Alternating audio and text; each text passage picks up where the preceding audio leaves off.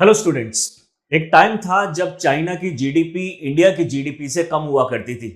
जी हाँ, 1960s में India की जीडीपी लगभग 148 बिलियन डॉलर के आसपास हुआ करती थी और वहीं पे चाइना की जीडीपी 120s में थी बिलियन डॉलर।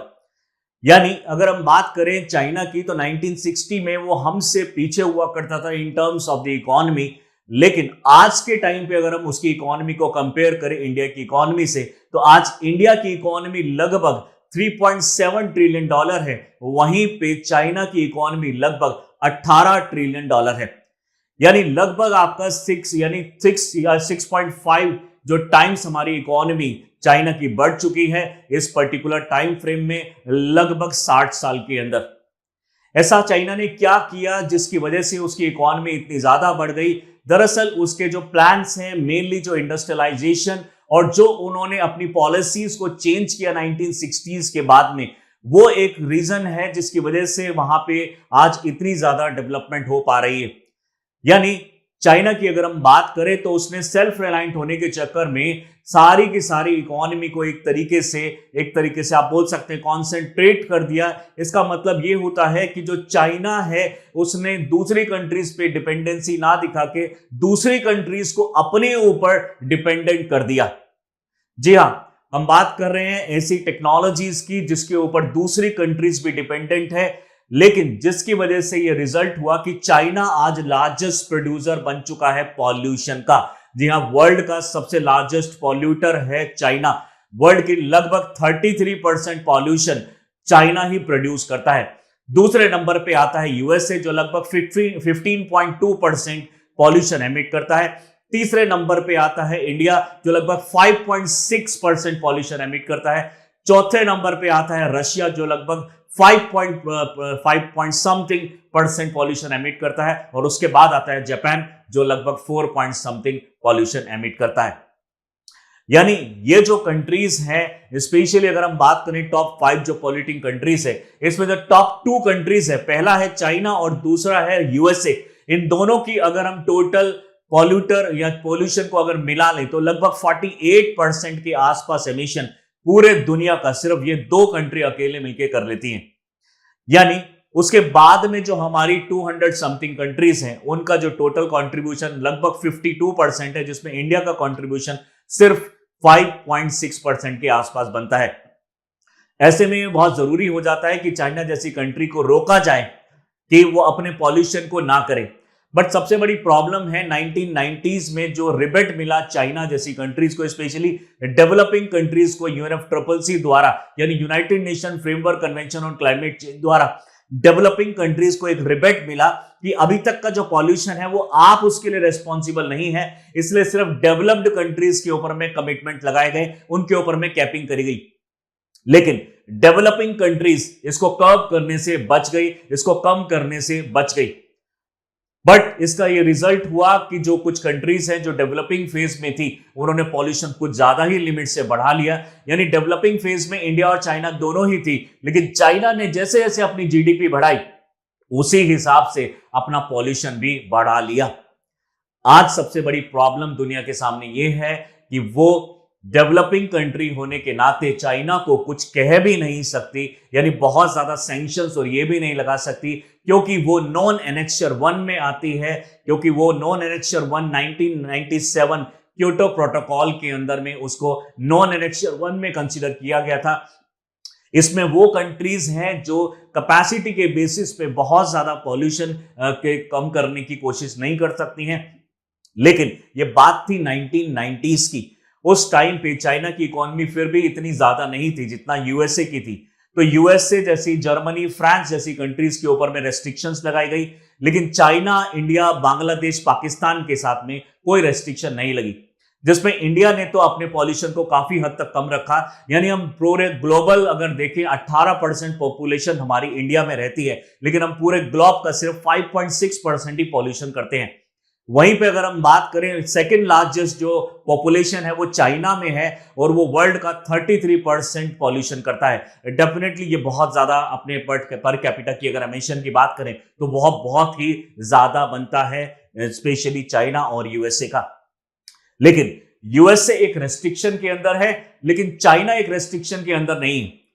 लेकिन आज के टाइम पे ये डेवलप्ड कंट्रीज फिर दोबारा से बोलने लगी हैं कि चाइना और इंडिया जैसी कंट्रीज को अपने पॉल्यूशन को कम करना होगा। भले वो एक तरीके से डेवलपिंग फेज में है, फिर भी उनको कर्टेल्स करने पड़ेंगे, उनको पेरिल्स एक तरीके से, यानी बोल सकते हैं एक तरीके से अपनी जो पॉल्यूशन लेवल है उसको कम करना पड़ेगा। बट एक प्रॉब्लम यहां पे आ जाती है दूसरी कंट्रीज के सामने कि जो दूसरी कंट्रीज रिन्यूएबल एनर्जी को आज यूज कर रही हैं, जिससे वो अपने पॉल्यूशन को कम कर पा रही हैं, वो रिन्यूएबल एनर्जी की 80% प्रोडक्शन चाइना में ही होती है। यानी चाइना जिसको हम ब्लेम लगा रहे हैं, या ये कंट्रीज ब्लेम लगा रही हैं, वो एक्चुअली में रिन्यूएबल एनर्जी को प्रोड्यूस कर रहा है। 80% के आसपास सोलर पैनल्स चाइना में बनते हैं पूरे वर्ल्ड के, और 60% के आसपास में विंड टर्बाइन पैनल्स ये चाइना में ही बनते हैं। यानी प्रॉब्लम दूसरी कंट्रीज के साथ भी है, क्योंकि दूसरी कंट्रीज खुद ये चीजें नहीं बना रही है, तो चाइना को यहां पे ये चीजें बनानी पड़ती हैं, और यानी चाइना इसमें लीड कर रहा है। अब इसकी वजह से वो चाइना को भी कुछ नहीं कह पा रहे, क्योंकि चाइना को अगर ये बोलेंगे कि पॉल्यूशन को कम करे, तो वहां पे वो सोलर पैनल के प्रोडक्शन को कम कर देगा, और दूसरी कंट्रीज रिन्यूएबल एनर्जी को यूज नहीं कर पाएंगी। तो एक डिलेमा में, एक पैराडॉक्सिकल जो एक सिचुएशन यहाँ पे सेटअप हो चुकी है। इस सिचुएशन से किस तरीके से निकला जाए, UNFCCC मीटिंग कर रहे हैं। COP29 में इस चीज को डिस्कस किया जा रहा है कि किस तरीके से चाइना को इसमें इंक्लूड किया जाए, लेकिन जो डिपेंडेंसी है चाइना के ऊपर उसको भी हमें कम करना पड़ेगा। अदरवाइज चाइना के ऊपर दूसरी कंट्रीज प्रेशराइज उसको नहीं कर पाएंगी कि अपने पॉल्यूशन को कम करो, क्योंकि पॉल्यूशन को कम करने के लिए उसको सोलर पैनल और विंड टर्बाइन की प्रोडक्शन को भी कम करना होगा। आइए आज इस चीज को डिटेल में समझते हैं कि क्या क्या प्रॉब्लम्स है चाइना की इस पर्टिकुलर जो एमिशन के साथ। द चाइनाज एमिशन पैराडॉक्सिकल जो हमारा अभी इफेक्ट आ गया है, balancing economic growth and climatic commitments, यानी जो क्लाइमेटिक कमिटमेंट चाइना को दिए गए हैं वो, प्लस में वो अपनी जो इकोनॉमिक ग्रोथ है वो इसको किस तरीके से बैलेंस कर रहा है। यूपीएससी ने कुछ ही साल पहले यहाँ पे मेंस में क्वेश्चन पूछा था कि इंडिया का जो आईएनडीसी है, इंटेंडेड नेशनली डिटरमाइंड कंट्रीब्यूशन, और चाइना का जो आईएनडीसी है, इंटेंडेड नेशनली डिटरमाइंड कंट्रीब्यूशन, इन दोनों के अंदर में क्या डिफरेंस है, आपको कौन सा बेटर लगता है, इस तरह का मेंस में क्वेश्चन पूछा गया। यानी चाइना जो स्पेशली सबसे ज्यादा पॉल्यूशन करता है वर्ल्ड के अंदर में, और इंडिया को उसको बार बार यूपीएससी कंपेयर करता रहा है, तो इस तरह के टॉपिक्स हमारे लिए बहुत ज्यादा इंपॉर्टेंट हो जाते हैं। आइए इस चीज को अभी डिटेल में समझते हैं। उससे पहले हम आपको एक इंफॉर्मेशन दे दें कि चहल एकेडमी की तरफ से एक स्पेशल डिस्काउंट ऑफर चल रहा है, जिसके अंदर में हमारे जो रिकॉर्डेड लेक्चर्स की फीस है 49,999 से सिर्फ 24,999 कर दी गई है। और ज्यादा जानकारी के लिए डिस्क्रिप्शन बॉक्स में लिंक को क्लिक करके आप इंफॉर्मेशन गैदर कर सकते हैं। आगे बढ़ते हैं इस पर्टिकुलर न्यूज के बारे में, द चाइना एमिशन पैराडॉक्स, जो एक तरीके से दूसरी कंट्रीज भी इस डिलेमा में है कि चाइना को अब हम क्या बोलें, और चाइना जो है वो इसका फायदा भी उठा रहा है, और प्लस में चाइना को फायदा इस टाइम पे मिल भी रहा है, क्योंकि सबसे ज्यादा वो ही प्रोड्यूस कर रहा है हमारे रिन्यूएबल जो एनर्जी के सोर्सेज हैं। The world's biggest emitter China need to cut its emission for global climate goal to met, यानी ग्लोबल क्लाइमेट जो हमने पेरिस एग्रीमेंट में साइन किया था कि हम अपने पॉल्यूशन को इतना बढ़ाएंगे जिससे हमारा जो टेम्परेचर है, ओवरऑल टेम्परेचर सिर्फ प्री इंडस्ट्रियल लेवल से, यानी 1850 से हमारा जो पॉल्यूशन लेवल है, सो उसकी वजह से जो टेम्परेचर बढ़ेगा वो सिर्फ 1.5 डिग्री सेल्सियस एक्स्ट्रा होना चाहिए, इससे ज्यादा नहीं होना चाहिए। यानी अगर 1850s में टेम्परेचर 33 डिग्री सेल्सियस था, तो इसको 34.5 डिग्री सेल्सियस तक ही अलाउ किया जाएगा बाय 2030। अगर हम इस टारगेट को अचीव करना चाहते हैं, इस टारगेट के अंदर में ये आपको पता होना चाहिए कि already 1.3 degree Celsius has already been risen, यानी 1.3 डिग्री सेल्सियस तो ऑलरेडी एमिट हो चुका है। अब 1.3 डिग्री सेल्सियस ऑलरेडी एमिट हो चुका है, और 1.5 डिग्री टोटल ये अलाउ किया गया था, यानी आज हमारे पास सिर्फ 0.2 डिग्री सेल्सियस टेम्परेचर इंक्रीज करने की परमिशन है, उसकी कैपिंग है। उससे ज्यादा अगर एमिट करते हैं तो हम अपने टारगेट्स को अचीव नहीं कर पाएंगे, और ये जो 0.2 डिग्री सेल्सियस टेम्परेचर इंक्रीज होगा उससे लगभग 200 billion turns carbon dioxide emission और होगा, यानी इतनी लिमिट तक हम अलाउ कर सकते हैं। ये 0.2 डिग्री सेल्सियस और 200 billion ton carbon dioxide equivalent, इसको हम बोलते हैं carbon budget. Carbon budget, carbon budget. Budget normally आप जानते होंगे कि कितना पैसा है या कितनी चीज है आपके पास यूज करने के लिए, यानी हमारे पास आज के टाइम पे पूरे वर्ल्ड के सामने एक पर्टिकुलर एक चैलेंज है कि हमारे पास सिर्फ इतना ही बजट बचा है अगर हम टारगेट रखते हैं 0.2 डिग्री सेल्सियस इंक्रीमेंट का, यानी टोटल 1.5 डिग्री सेल्सियस आपको बढ़ाना है। 1.3 ऑलरेडी बढ़ चुका है, तो सिर्फ 0.2 डिग्री सेल्सियस बचा है और इसको बढ़ने में सिर्फ ज्यादा टाइम नहीं लगेगा। 200 billion ton carbon dioxide emit होगी और इतना अचीव हो जाएगा। वहीं पे कुछ कंट्रीज बोल रही है कि पुराने वाला जो टारगेट था हमारा 2 डिग्री सेल्सियस वाला, यानी 1850 से 2 डिग्री सेल्सियस का इंक्रीमेंट हम अलाउ कर देंगे, यानी 35 डिग्री तक एमिशन हम अमाउंट अलाउ कर देंगे। ऐसी कंडीशन में अगर हम देखते हैं तो 2 डिग्री सेल्सियस ऑलरेडी राइज हो चुका है, यानी 1.3 डिग्री सेल्सियस ऑलरेडी राइज हो चुका है। अलाउड है हमें 2 डिग्री सेल्सियस, तो इसके अंदर में 0.7 डिग्री सेल्सियस के इक्विवेलेंट हमें कार्बन बजट मिलता है, जो कि लगभग 1500 billion carbon dioxide ton carbon dioxide equivalent के बराबर होगा। टन कार्बन डाइऑक्साइड इक्विवेलेंट के बराबर होगा।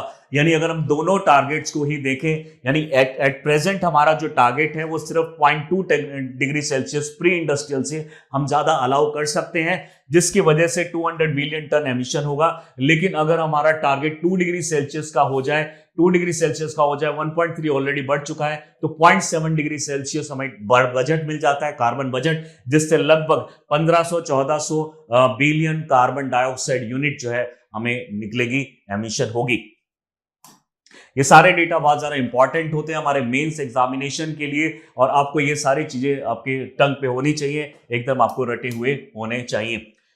China did curb if China did curb its emission, the deployment of renewable energy would slow down almost everywhere in the world। सबसे बड़ी problem हमारे सामने ये है कि 80% सोलर पैनल्स और 60% विंड पैनल्स, विंड टर्बाइंस ये प्रोवाइड करता है चाइना। अगर हम चाइना को पॉल्यूशन कम करने की बात करेंगे तो वो भी इजीली बोल सकता है कि हमारा जो पॉल्यूशन एमिट हो रहा है उसमें बहुत बड़ा कंट्रीब्यूशन रिन्यूएबल एनर्जी के टूल्स बनाने का, और वो रिन्यूएबल एनर्जी आप ही को सप्लाई की जाएगी। तो हम पॉल्यूशन कम कर देंगे, लेकिन आपको फिर रिन्यूएबल एनर्जी कहां से मिलेगी, आप किस तरीके से रिन्यूएबल एनर्जी करेंगे।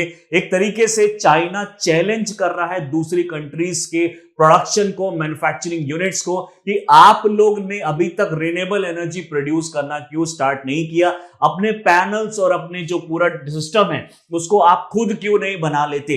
अब हम जो बना रहे हैं तो हमारे ऊपर क्यों इतना रेस्ट्रिक्शन लगाया जा रहा है। डेफिनेटली एक पूरे वर्ल्ड के सामने एक बहुत बड़ा चैलेंज आ चुका है, और अभी COP29 में इसके ऊपर में डिटेल में डिस्कशन भी हो रहा है। आइए इस चीज को अभी डिटेल में समझते हैं।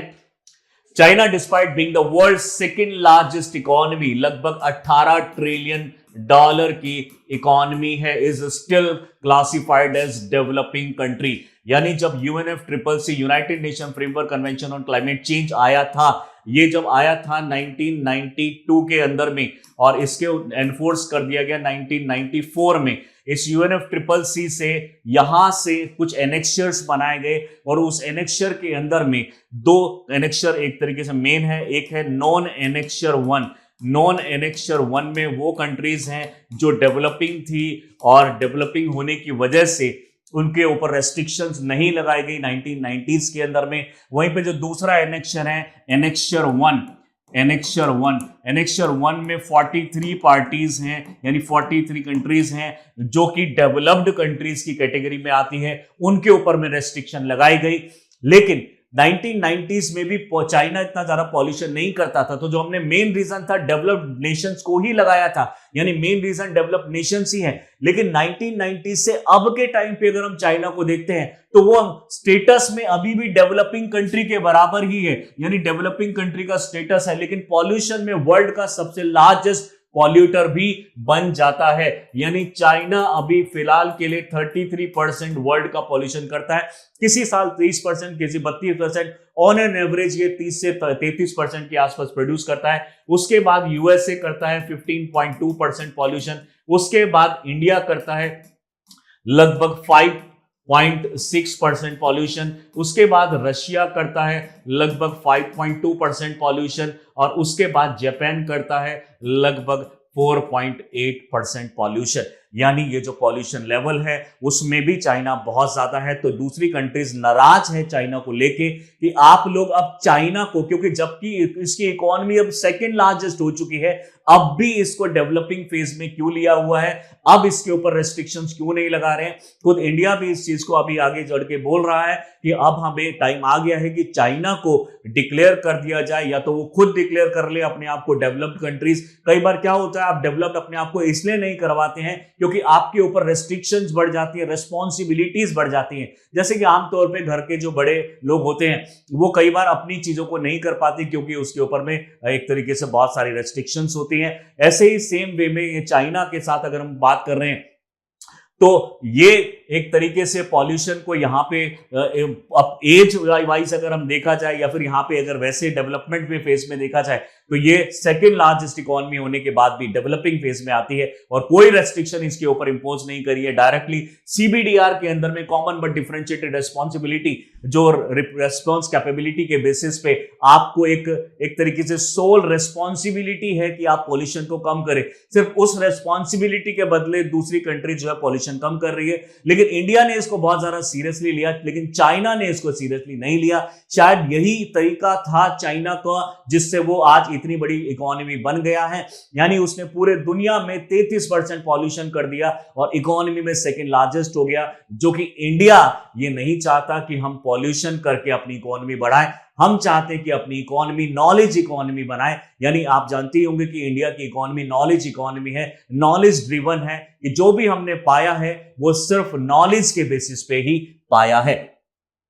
दूसरी अगर हम इसमें बात करते हैं तो ये China has been world's largest emitter of green house gas. पिछले 15 साल से ये सबसे बड़ा लार्जेस्ट प्रोड्यूसर रहा है और इसके अंदर में China's effort to reduce emission global climate goal will be difficult to meet.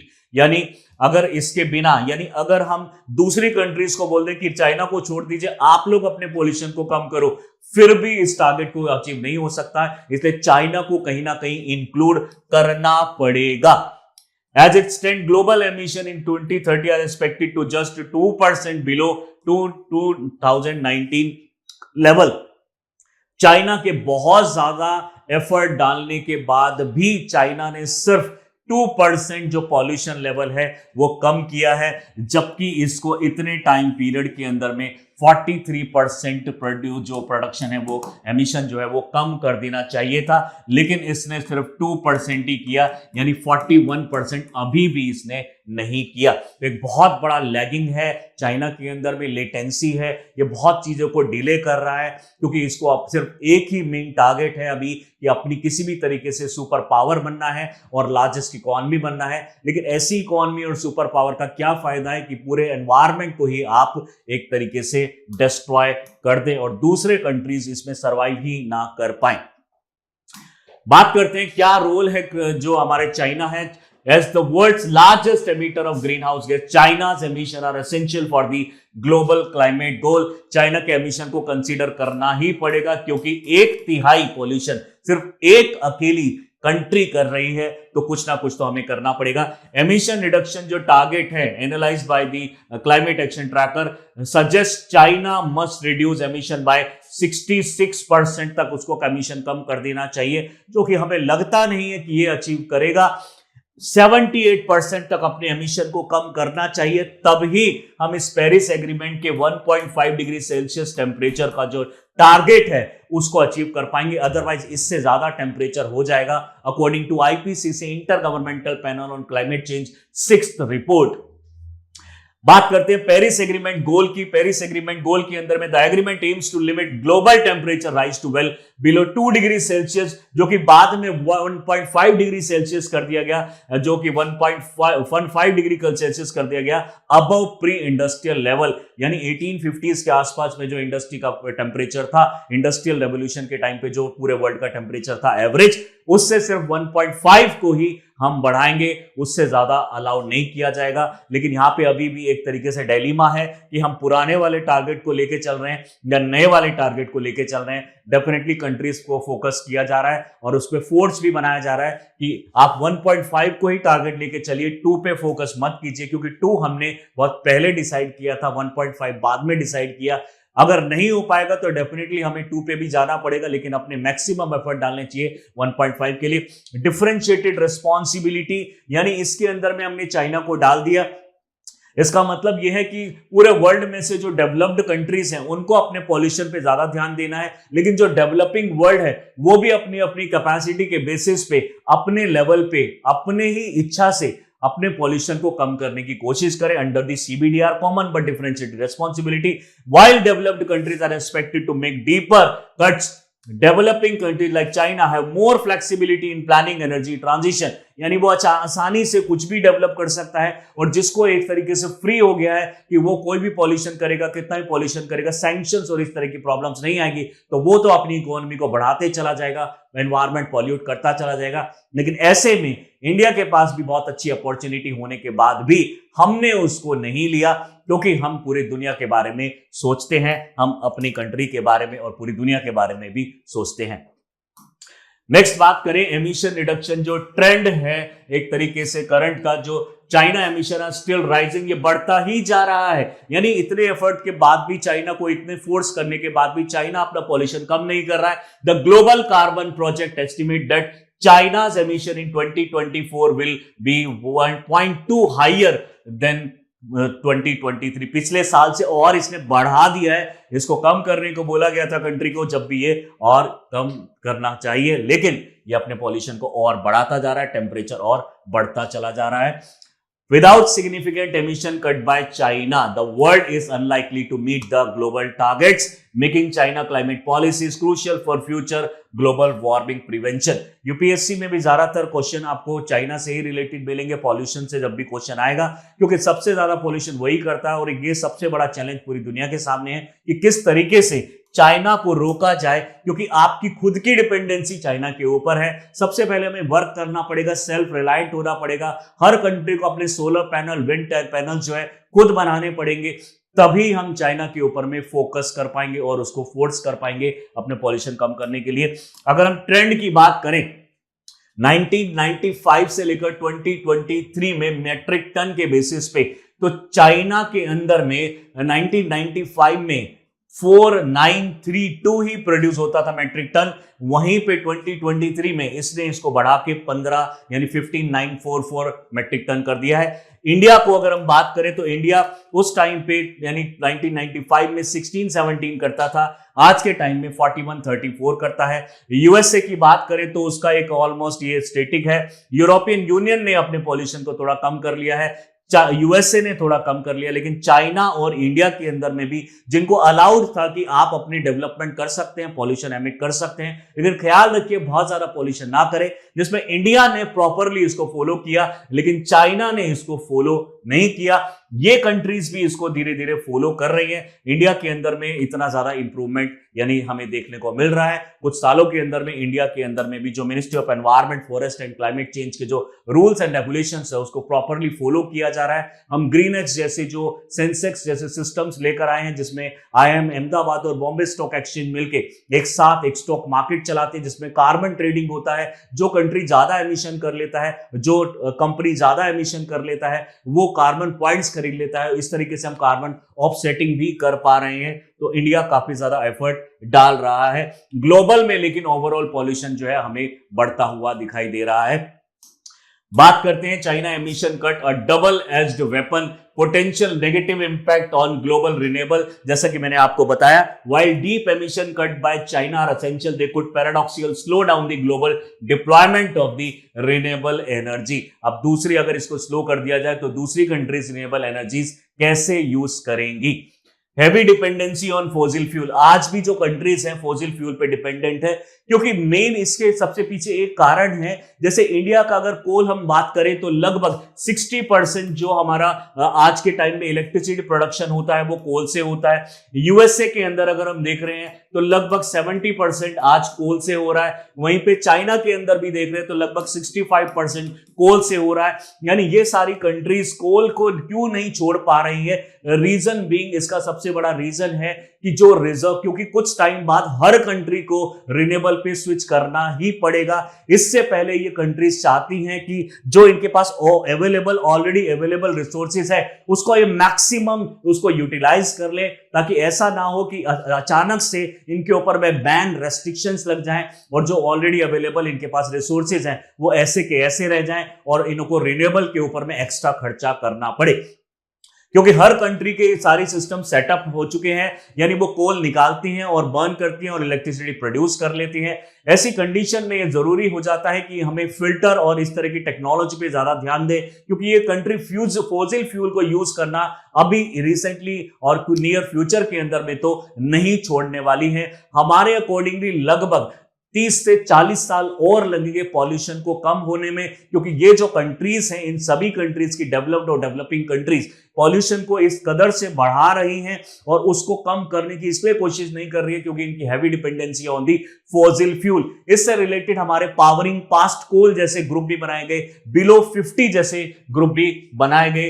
Powering past कोल, जिसमें एक तरीके से कोल के ऊपर डिपेंडेंसी को कम किया गया, बिलो 50 यानी जो हम फॉसिल फ्यूल यूज कर रहे हैं उसके 50% के यूसेज को और उसके एमिशन को कम किया जाएगा। इतने एफर्ट के बाद भी पॉल्यूशन कम नहीं हो पा रहा है। Renewable are not replacing fossil fuels, यानी ऐसा कर रही है कंट्रीज की रिन्यूएबल बढ़ा रही है, डेफिनेटली रिन्यूएबल उनकी कंट्री में बढ़ रहा है, लेकिन ओवरऑल परसेंटेज में वो नहीं बढ़ रहा है। यानी उसके साथ साथ जो फॉसिल फ्यूल है वो एज इट इज यूज हो रहा है। यानी अगर रिन्यूएबल, सपोज कीजिए अगर वो 5 यूनिट रिन्यूएबल से बनाते थे और 10 यूनिट वो नॉन रिन्यूएबल से बनाते थे, तो इस केस में उन्होंने इसको बढ़ा के 10 कर दिया है, लेकिन ये एज इट इज 10 ही मेंटेन्ड है। तो लगता है ऐसा है कि रिन्यूएबल एनर्जी को बढ़ाया जा रहा है, जबकि परसेंटेज की टर्म में ये इतना ज्यादा इंक्रीमेंट देखने को नहीं मिल रहा है।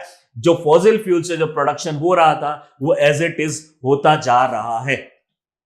Manufacturing of the clean energy technologies equipments, जो कि सारा का सारा यानी ये जो चीजें बनाई जाती हैं वो खुद डिपेंड करती है फॉसिल फ्यूल्स के ऊपर। जो इसके लिए इलेक्ट्रिसिटी चाहिए सोलर पैनल्स को बनाने के लिए, इलेक्ट्रिक व्हीकल्स को, जो कि हमारे जो 5 स्टार रेटिंग के इलेक्ट्रिक व्हीकल्स होते हैं, fan, AC, camera, LED bulbs, इन सबको बनाने के लिए भी हमें इलेक्ट्रिसिटी चाहिए होती है। और जो इलेक्ट्रिसिटी है वो एक तरीके से अच्छी सोर्स से नहीं आ रही है, वो फॉसिल फ्यूल से आ रही है। हमें जरूरत है कि क्लीनर टेक्नोलॉजीज जो बनाई जा रही हैं उसको, जो हम इस तरह के फॉसिल फ्यूल यूज कर रहे हैं वहां भी कुछ और इसके ऑल्टरनेटिव्स को लाया जाए।